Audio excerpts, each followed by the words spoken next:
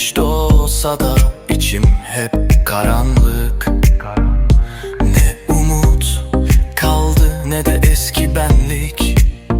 Yolum kaybolmuş, nereye gidemem. Rüzgar anlamsız, yağmur boş bir şarkı. Zaman geçmiyor, duruyor yerinde.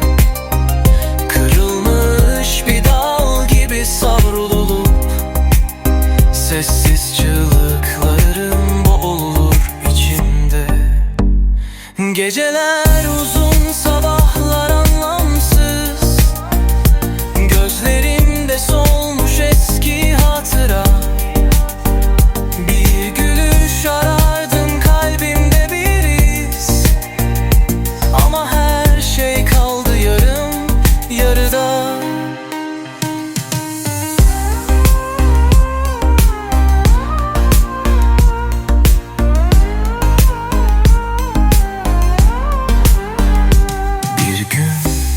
Uyanmam, belki de kaybolur. Gölgesi bile kalmaz bu hayatın. Son sözlerim rüzgara savrulurken hüzünlü bir tebessümle bakarım.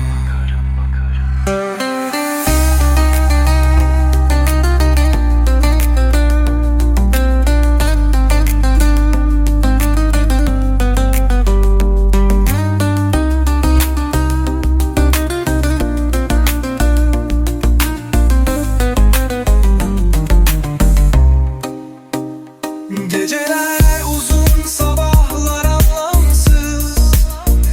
Gözlerimde solmuş eski hatıra. Bir gülüş arardım kalbimde bir iz. Ama her şey kaldı yarım yarıda.